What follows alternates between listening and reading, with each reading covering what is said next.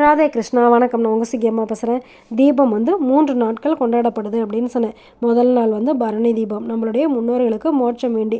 2வது நாள் வந்து திருக்கார்த்திகை தீபம், திரு அண்ணாமலையில் அக்னி ஸ்தலமாக இருக்கிற அந்த பூமியில் வந்து சிவபெருமான் வந்து அக்னி பிளம்பாக பிரம்மாவுக்கும் விஷ்ணுவுக்கும் காட்சி கொடுத்துருக்காரு. அது மட்டும் இல்லை, பார்வதி தேவிக்கு தன்னுடைய இடப்பாகத்தையே கொடுத்துருக்காரு. அப்படிங்கிறத நம்ம எல்லாம் பார்க்குறதுக்காகவும் அந்த ஜோதியை தரிசனம் பண்ணால் நம்மளுக்கு மோட்சம் கிடைக்கும் அப்படிங்கிறதுக்காகவும் திருக்கார்த்திகை தீபம் கொண்டாடப்படுது. 3வதாக வந்து பாஞ்சராத்திர தீபம், இது வந்து விஷ்ணுவுக்காக கொண்டாடப்படுது. கார்த்திகை மாதத்தில் வந்து பௌர்ணமியும் கார்த்திகை நட்சத்திரமும் இணைந்து வர நாளில் தான் வந்து இந்த பாஞ்சராத்திர தீபம் வைக்கிறாங்க. சரி, இந்த தீபம் எதனால் வைக்கிறாங்க அப்படின்னு தெரிஞ்சுக்கலாமா?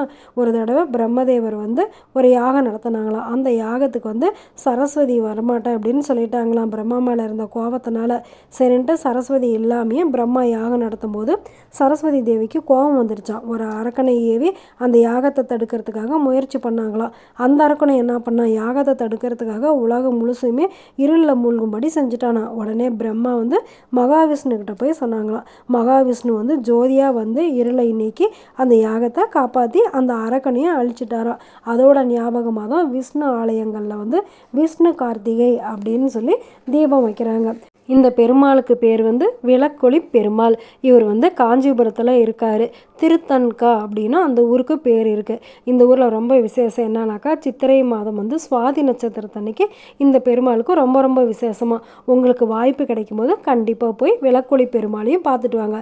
அண்ணாமலையாரையும் பார்த்தாச்சு, விளக்கொளி பெருமாளையும் பார்க்கணும் தானே. தீபத்தன்னைக்கு எல்லா உள்ளூர் கோவில்கள்லையுமே வந்து சொக்கப்பனை வைக்கிறது அப்படின்னு சொல்லி ஒரு நிகழ்வு நடக்கும். அது எதுக்காக அப்படின்னாக்கா, பிரம்மாவும் விஷ்ணுவும் எப்படி சிவபெருமான அக்னி பிளம்பாக பார்த்தாங்களோ அதே மாதிரி நாமளும் பார்க்கணுமில்ல.